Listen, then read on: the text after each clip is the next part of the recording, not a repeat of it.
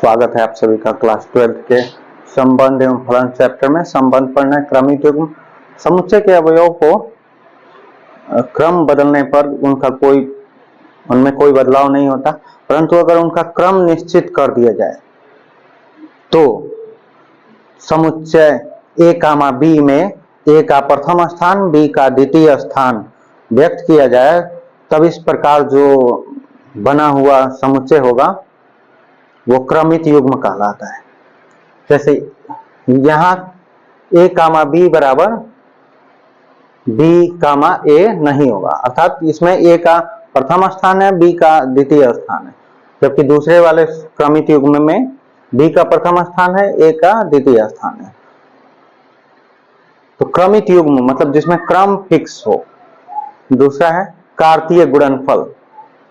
कार्तीय गुणनफल होता गया यदि ए और बी दो समुच्चय हो जो कि अरिक्त हो, यानी ए में कम से कम एक अवयव हो, बी में भी कम से कम एक अवयव हो, दोनों रिक्त समुच्चय न हो, तो अगर small A belongs to capital A है और small B belongs to capital B, तो क्रमित युग्म ए कामा बी को हम ए और बी का कार्तीय गुणनफल कहते हैं। अर्थात हमारा हो जाएगा A comma B belongs to capital A cross capital B. अतः ए क्रॉस बी बराबर हमें मिलेगा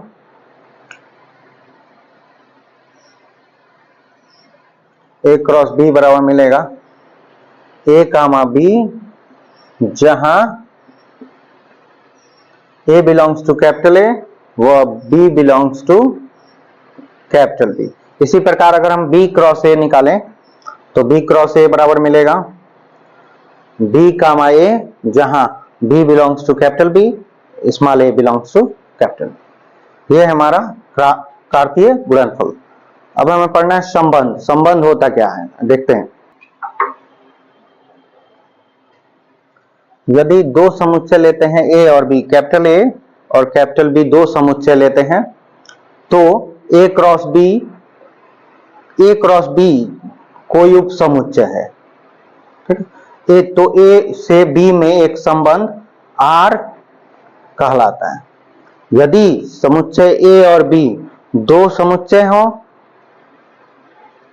तो ए क्रॉस बी कोई उनका उप समुच्चय है, तो ए से बी में एक संबंध आर कहलाता है, अर्थात आर उप समुच्चय होगा ए क्रॉस बी का। यदि ए का कोई अवयव ले लिया जाए स्मॉल ए और बी का कोई अवयव ले लिया जाए स्मॉल बी, इस प्रकार संबंध आर से जुड़ा हो कि ए comma B belongs to are. इस प्रकार जुड़ा हो जहां स्मॉल ए कैपिटल ए का अवयव है, समुच्चय कैपिटल ए का अवयव है, स्मॉल बी समुच्चय कैपिटल बी का अवयव हो, तो A comma B belongs to capital R हो, तो हम इसे लिखते हैं, इस प्रकार लिखते हैं A R B. A R B से लिखा जाता है और पढ़ते हैं, इसको पढ़ा जाता है ए का संबंध है बी से। यदि ए का संबंध बी से नहीं है तो इसको लिखा जाता है A comma B not belongs to R. A का संबंध अगर बी से है तो लिखेंगे A comma B belongs to R, और अगर ए का संबंध बी से नहीं है तो लिखते हैं A comma B not belongs to are.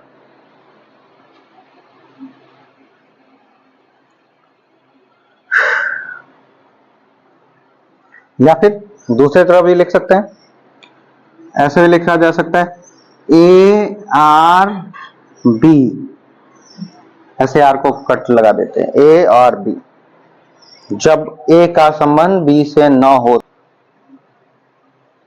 एक समुच्चय पर संबंध देखते हैं। एक समुच्चय पर संबंध, अगली टॉपिक है हम लोग का। हम जानते हैं कि आर दो अरिक्त समुच्चय ए और बी के कार्तीय गुणन का एक उपसमुच्चय होता है। ठीक है, तो इस प्रकार कोई और एक तो समुच्चय ए का कोई संबंध आर ए क्रॉस ए का उपसमुच्चय होता है। एग्जाम्पल द्वारा देख सकते हैं, जैसे ए बराबर है हमारा 1 2 3 4, 1 2 3 4 अवयव है समुच्चय ए में।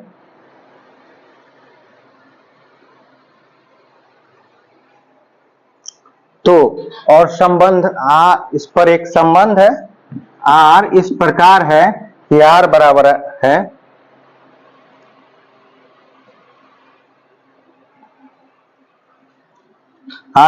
ए कामा बी such that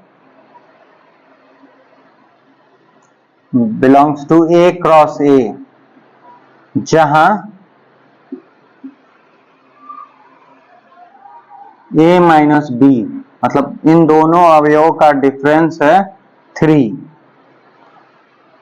एक समुच्चय का समुच्चय। अगला टॉपिक है हम लोग का संबंध का प्रांत। प्रांत, परिसर और सप्रांत निकालना है।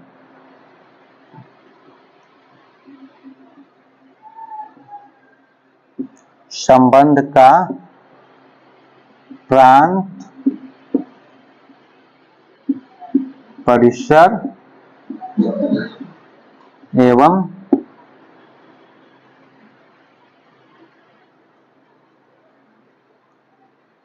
सप्रांत। तो देखते हैं, मान लीजिए कोई समुच्चय, माना कोई समुच्चय ए से बी में संबंध है एक आर, समुच्चय ए से बी में संबंध है आर। इस प्रकार है कि आर उप समुच्चय है ए क्रॉस बी का। आर उप समुच्चय है ए क्रॉस बी का। तो प्रांत देखते हैं। प्रांत जो है संबंध आर को व्यक्त करने वाले सभी संभावित क्रमित युग्मों के प्रथम अवयवों का समुच्चय होता है।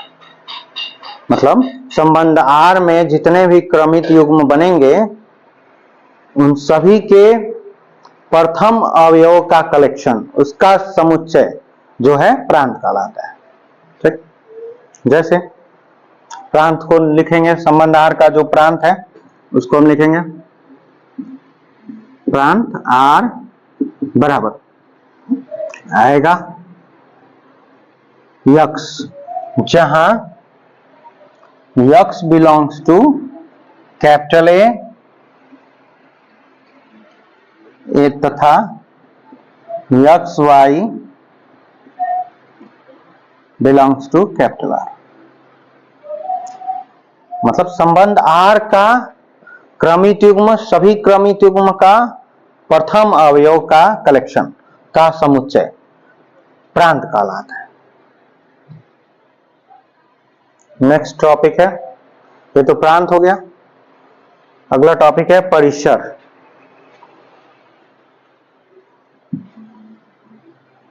प्रांत को इंग्लिश में डोमेन कहते हैं।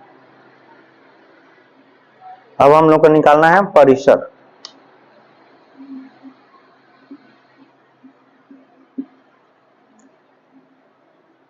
अर्थात रेंज। रेंज क्या होता है?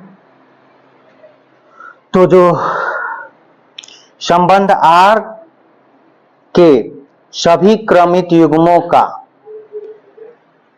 द्वितीय अवयव, संबंध आर के सभी क्रमित युग्मों का दूसरा अवयव का समुच्चय परिसर कहलाता है। अर्थात परिसर आर बराबर हो जाएगा हमारा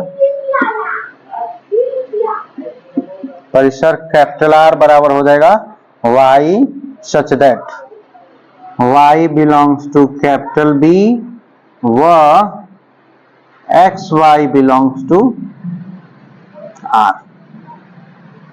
मतलब जो दूसरा अवयव होगा सभी क्रमित युग्म के, उन सभी का कलेक्शन जो है हमारा परिसर कहलाएगा। अगली टॉपिक है सप्रांत। अगला टॉपिक हम लोग का सहप्रांत, इसको इंग्लिश में बोलते हैं कोडोमेन। डोमेन। सहप्रांत में क्या होता है, जो संपूर्ण पूरा जो दो समुच्चय था ए और बी, जिनका हम क्रमित युग्म लेते थे, कार्तीय गुणनफल लेते थे, तो पूरा समुच्चय बी ही हमारा सहप्रांत कहलाता है, उस संबंधार का सहप्रांत कहलाता है। ये अर्थात सहप्रांत बराबर समुच्चय बी, सहप्रांत बराबर हमारा हो जाएगा समुच्चय बी। यहां परिसर जो है सहप्रांत का उपसमुच्चय होता है, मतलब परिसर का सभी अवयव सहप्रांत में होते हैं। आइए देखते हैं रिक्त संबंध के बारे में। कोई भी संबंध ए में संबंध आर रिक्त संबंध कहलाता है यदि ए का कोई अवयव ए के किसी अवयव के साथ संबंधित न हो, तो जो संबंध प्राप्त होगा वो रिक्त संबंध होगा। इसे फाई से व्यक्त करते हैं। रिक्त संबंध जो है हम जानते हैं कि ए क्रॉस ए का उपसमुच्चय होता है, अतः फाई जो है हमारा रिक्त संबंध हुआ। एक उदाहरण द्वारा समझते हैं इसको। यदि ए बराबर 5,7 और बी बराबर 9,13 हो तथा संबंध आर इस प्रकार है कि आर बराबर क्रमित युग्म ए कामा बी, जहां small A belongs to capital A, small A अवयव है कैपिटल ए का, बी अवयव है स्मॉल बी अवयव है कैपिटल बी का, तो ए माइनस बी, इन दोनों का ए और बी का अंतर विषम है। तो हमें सिद्ध करना है कि आर समुच्चय ए से बी में एक रिक्त संबंध है। ठीक, तो हल करते हैं। ए बराबर दिया हमारा 5,7, बी बराबर 9,13। ए और बी का अंतर, तो ए का प्रथम अवयव लेंगे 5 और बी का प्रथम अवयव लेंगे 9। 5 और 9 का अंतर आ रहा है ए माइनस बी बराबर -4, जो कि विषम नहीं है। दूसरा अवयव देखते हैं।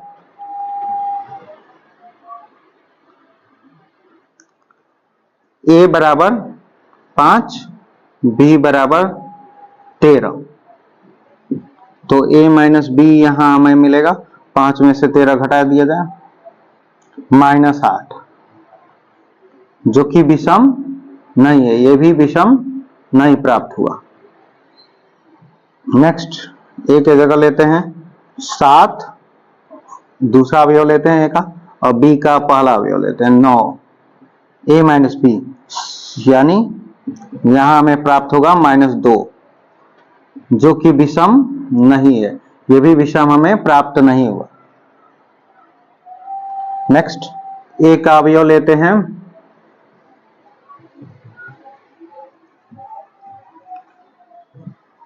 ए का 7 और बी में अवयव ले लेते हैं हम 13, तो ए माइनस बी 7 माइनस 13 बराबर -6, जो कि विषम नहीं है, ये भी हमें विषम प्राप्त नहीं हुआ। अंतर विषम आना चाहिए, विषम आता तो रिक्त संबंध में संबंध का अवयव होता, आर का अवयव होता, विषम नहीं है।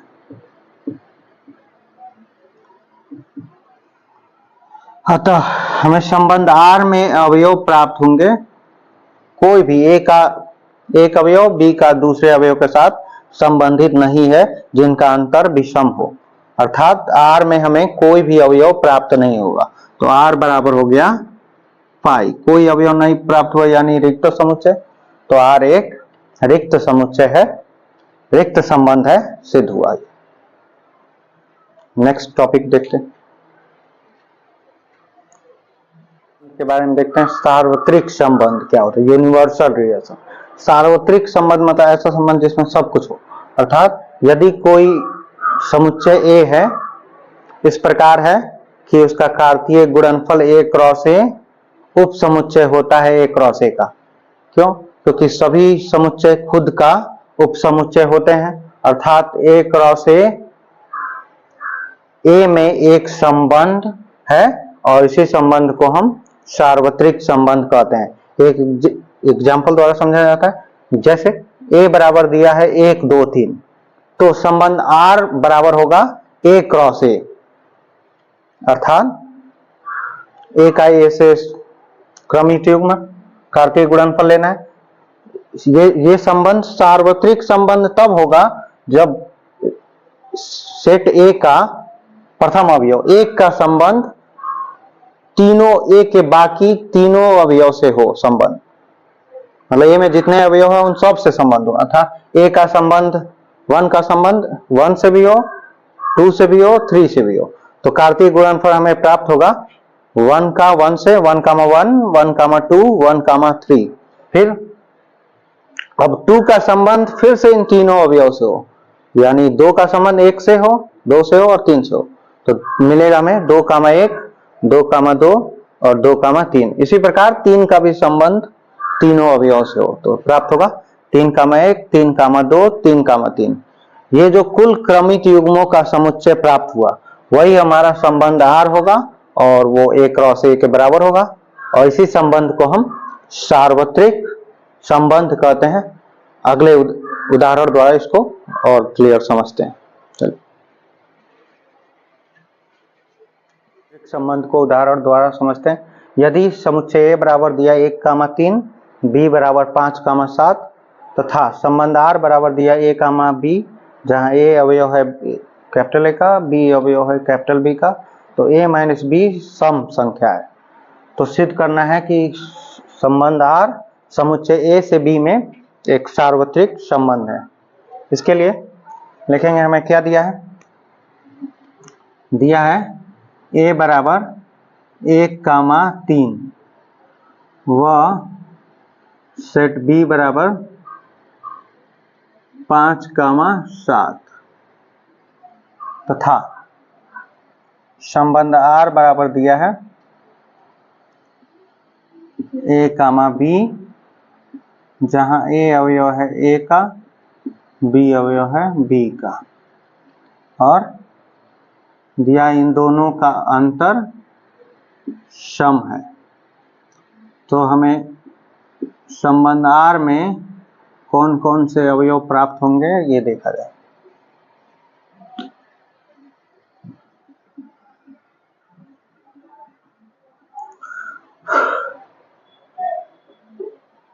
संबंध आर में हमें अवयव प्राप्त होंगे आर बराबर, पहला अवयव सेट ए का लेना है, दूसरा अवयव सेट बी का लेना है, और अंतर आना चाहिए सम।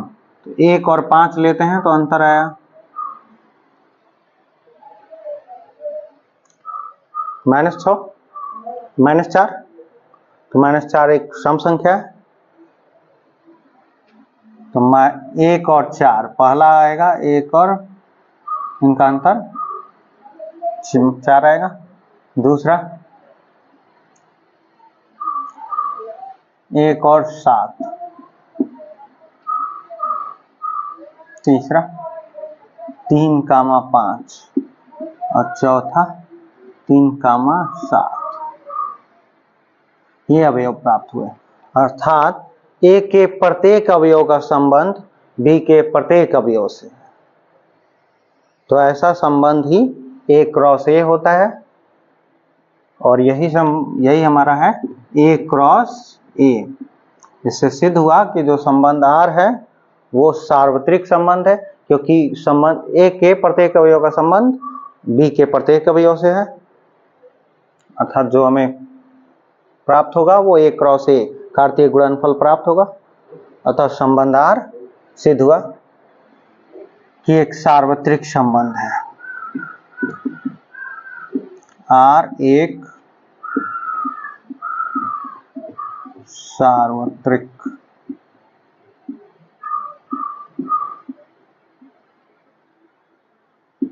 संबंध। नेक्स्ट टॉपिक देखते हैं, तीसरा प्रकार देखते हैं। संबंध के अगले प्रकार तत्समक संबंध क्या होता है, आइडेंटिटी रिलेशन। कोई भी संबंध समुच्चय ए पर तत्समक संबंध तब कहलाता है जब उसमें खुद, जैसे कि कोई अवयव है संबंध ए में, वही अवयव का संबंध खुद उसी अवयव के साथ हो, तो ऐसे संबंध को हम तत्समक अवयव संबंध कहते हैं। इसे हम आई ए से व्यक्त करते हैं, आइडेंटिटी। आई मतलब आइडेंटिटी, ए मतलब समुच्चय ए। समुच्चय ए का तत्समक संबंध आई ए से व्यक्त किया जाता है। आई ए बराबर होगा ए कामा ए, जहां स्मॉल ए बिलोंग्स टू समुच्चय कैपिटल ए। इसको दूसरे प्रकार ऐसे परिभाषित किया जा सकता है, यदि समुच्चय ए के प्रत्येक अवयव संबंध आर द्वारा केवल स्वयं से संबंधित हो, तो ऐसे संबंध को हम तत्समक संबंध कहते हैं। दूसरे प्रकार से मैथमेटिकली इसको लिखा जा सकता है, आई ए बराबर एक्स कामा वाई, जहां यक्स अवयव है ए का, वाई अवयव है ए का, तथा यक्स बराबर वाई। एक उदाहरण द्वारा समझते हैं। जैसे दिया है समुच्चय ए बराबर 1 कामा 2 कामा 3, तो यहाँ तत्समक अवयव ज्ञात करना है, ज्ञात करते हैं। मतलब एक का संबंध किसके साथ होगा? एक के साथ। एक का संबंध 2 के साथ लिखेंगे तो खुद के साथ नहीं हुआ, इसलिए तत्समक संबंध नहीं होगा।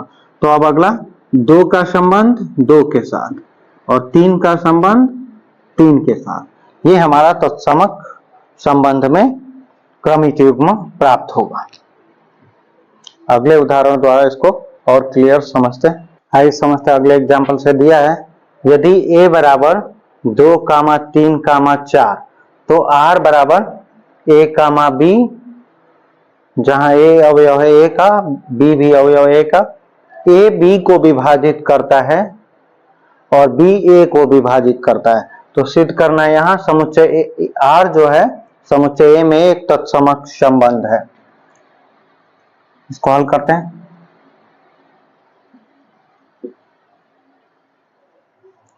तो हमें दिया है समुच्चय ए बराबर 2 3 4 और संबंध आर बराबर दिया है ए कामा बी, जहां ए अवयव है ए का, बी अवयव है स्मॉल बी अवयव है ए का, और ए बी को विभाजित करता है, बी ए को विभाजित करता है। तो क्या कौन कौन सा क्रमिक युग्म मिलेगा देखते हैं। ऐसा जोड़ा लेना है जो एक दूसरे को विभाजित करे।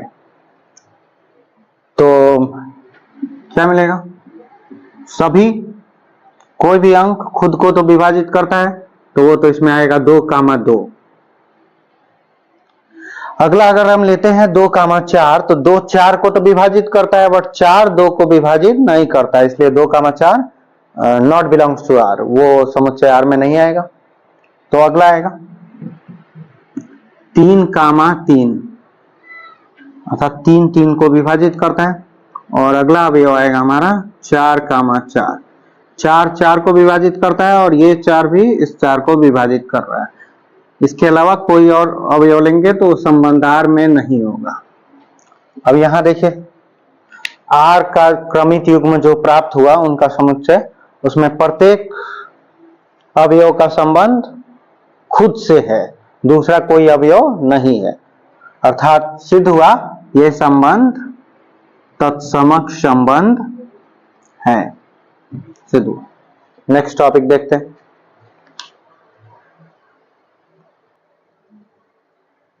अगला टॉपिक है हम लोग का स्वतुल्य संबंध देखते हैं। यदि किसी समुच्चय में ए में कोई अवयव स्वयं से संबंध आर द्वारा संबंधित हो, तो उस संबंध आर को हम स्वतुल्य अथवा स्वसम संबंध कहते हैं। अर्थात x comma x belongs to capital R, जहां इसको मतलब होता है फॉर ऑल x के सभी मानों के लिए समुच्चय ए का वो अवयव हो। एग्जाम्पल द्वारा समझा जाए। यदि समुच्चय ए बराबर दिया है 11 12 और 15, तो स्वतुल्य संबंध आर बराबर हमें मिलेगा 11 का संबंध 11 से, तो मिलेगा क्रमिक युग्म 11 कामा 11, 12 का संबंध 12 से, तो 12 कामा 12, और 15 का संबंध 15 से। ये संबंध स्वतुल्य है क्योंकि यहां सभी का खुद के साथ संबंध है। अगला संबंध हम लोग देखते हैं सममित संबंध। चलिए देखते हैं नेक्स्ट टॉपिक। देखते हैं नेक्स्ट टॉपिक हम लोग का सममित संबंध, सिमेट्रिक रिलेशन क्या होता है। कोई संबंध R समुच्चय A पर सममित संबंध कहलाता है कि यदि और केवल यदि x y belongs to capital R, मतलब कोई x y क्रमित युग्म है R में है तो निश्चित रूप से y कामा x भी R में होना चाहिए, जबकि x y दोनों समुच्चय का अवयव है। या इसको दूसरे शब्दों में लिख सकते हैं x r y है, मतलब x का संबंध y से है संबंध R में, तो y का संबंध भी x में से होना चाहिए संबंध R में। एग्जाम्पल द्वारा यदि समुच्चय A बराबर दिया 1 2 3 4, तो R1 एक संबंध है समुच्चय A पर जो कि जिसमें अवयव है अगर 1 कामा 1 1 कामा 2 2 कामा 3 2 कामा 1 3 कामा 2, तो ये समुच्चय A पर सममित संबंध है, क्योंकि 1 का संबंध 1 से है खुद का खुद, 1 का संबंध 2 से है, तो उसका उल्टा 2 का संबंध 1 से भी है, 2 का संबंध 3 से है, तो जस्ट अपोजिट 3 का संबंध 2 से होना चाहिए, तो क्या है, हाँ 3 कामा 2 भी है, 2 कामा 1 है तो 1 कामा 2 है। अतः यह संबंध समुच्चय A पर सममित संबंध है।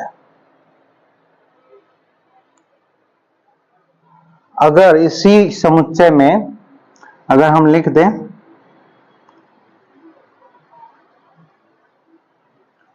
3 कामा 4 ऐड कर दे, थोड़ा बढ़ा दिया जाए 3 कामा 4, अब ये संबंध समुच्चय A पर सममित संबंध नहीं है, क्योंकि 3 कामा 4 3 का संबंध 4 से तो है बट 4 का संबंध 3 से नहीं है, मतलब 3 comma 4 belongs to capital R1 but होना चाहिए 4 कामा 3 आल्सो बिलोंग्स टू R1 होना चाहिए, बट 4 कामा 3 इस समुच्चय में नहीं है, तब ये संबंध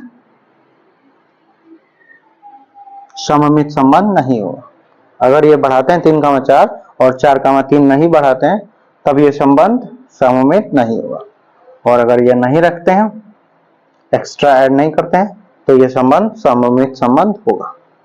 नेक्स्ट टॉपिक देखते हैं। स्वतुल्य हो गया, सममित हो गया, अब संक्रामक संबंध देखते हैं। अगला टॉपिक है संक्रामक संबंध। संक्रामक संबंध, ट्रांजिटिव रिलेशन क्या होता है। संक्रामक यानी ऐसा कोई संबंध R समुच्चय A पर संक्रामक संबंध कहलाता है यदि और केवल यदि 3 अवयव लेते हैं हम समुच्चय में x y z, इस प्रकार कि x का संबंध y से हो, मतलब x कामा y R में है और y कामा z भी R में है, तो x कामा z भी R में होना चाहिए, जहां x y z तीनों अवयव है समुच्चय A का।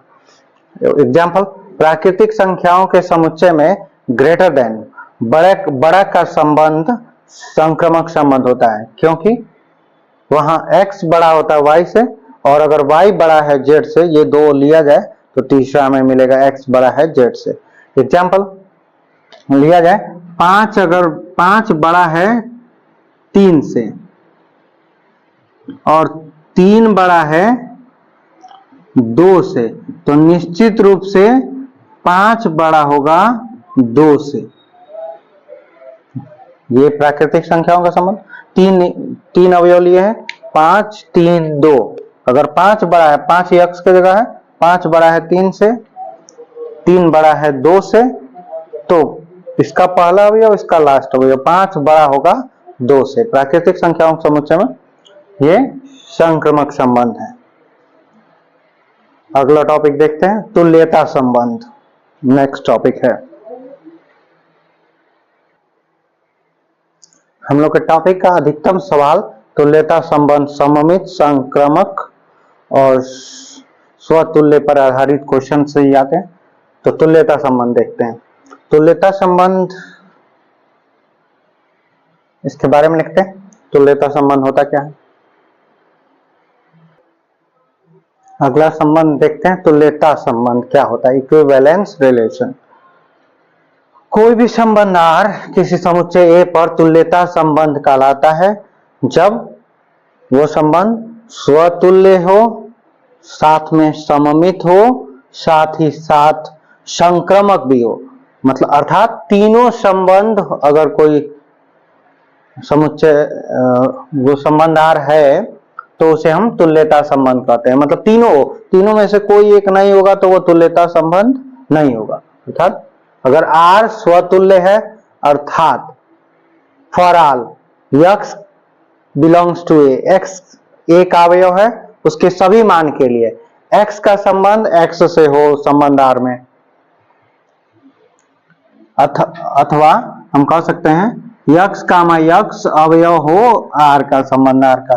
दूसरा, R सममित है, R सममित है अर्थात x कामा y A का अवयव हो, उसके सभी मानों के लिए x का संबंध y से हो, और तो y का संबंध x से भी उस संबंध R में होना चाहिए।